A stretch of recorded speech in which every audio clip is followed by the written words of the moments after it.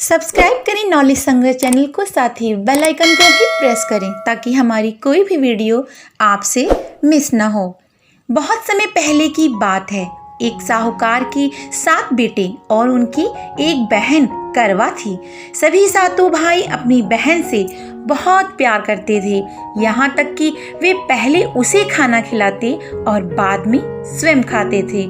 एक बार उनकी बहन ससुराल से मायके आई हुई थी। शाम को भाई जब अपना व्यापार व्यवसाय बंद करके घर आए तो देखा उनकी बहन बहुत व्याकुल थी।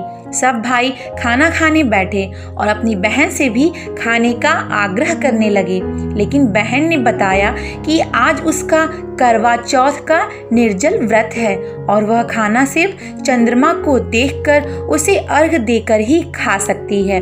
क्योंकि चंद्रमा अभी तक निकला नहीं है, इसलिए वह भूख प्यास से व्याकुल हो उठी है। सबसे छोटे भाई को अपनी बहन की हालत देखी नहीं जाती और वह दूर पीपल के पेड़ पर एक दीपक जलाकर चलने की ओट में रख देता है।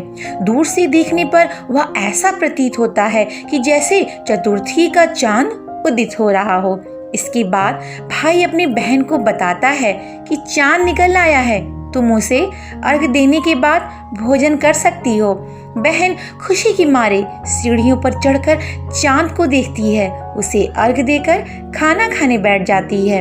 वह पहला टुकड़ा मुंह में डालती है तो उसे छींक आ जाती है, दूसरा टुकड़ा डालती है तो उसमें बाल निकल आता है और जैसे ही तीसरा टुकड़ा मुंह में डालने की कोशिश करती है तो उसे पति की मृत्यु का समाचार मिलता है। वह बौखला जाती है। उसकी भाभी उसे सच्चाई से अवगत कराती हैं कि उसके साथ ऐसा क्यों हुआ। करवा चौथ का व्रत गलत तरीके से टूटने के कारण देवता उससे नाराज हो गए हैं और उन्होंने ऐसा किया है।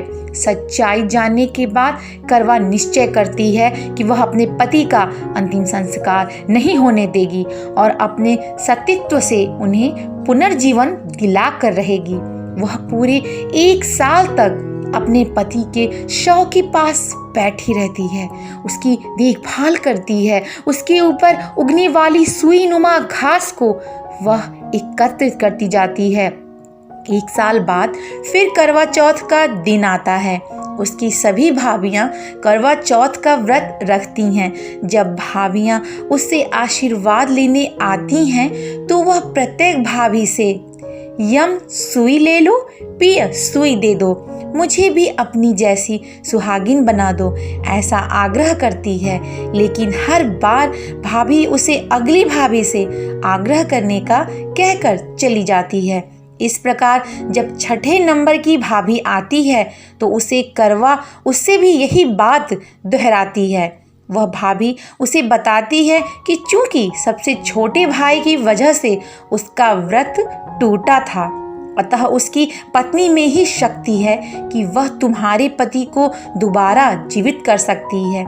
इसीलिए जब वह आए तो तुम उसे पकड़ लेना और जब तक वह तुम्हारे पति को जिंदा न कर दे उसे छोड़ना नहीं, ऐसा कहकर वह चली जाती है। सबसे अंत में छोटी भाभी आती है। करवा उनसे भी सुहागिन बनने का आग्रह करती है, लेकिन वह टाल मटोल करने लगती है। इसे देख करवा उन्हें जोर से पकड़ लेती है और अपने सुहाग को जिंदा करने के लिए कहती है। भाभी उसे छुड़ाने के लिए नोचती है, खसोटती है, लेकिन करवा नहीं छोड़ती है। अंत में उसकी तपस्या को देख भाभी पसीज जाती हैं और अपनी छोटी उंगली को चीरकर उसमें से अमृत उसके पति के मुंह में डाल देती हैं। करवा का पति तुरंत श्री गणेश कहता हुआ उठ बैठता है।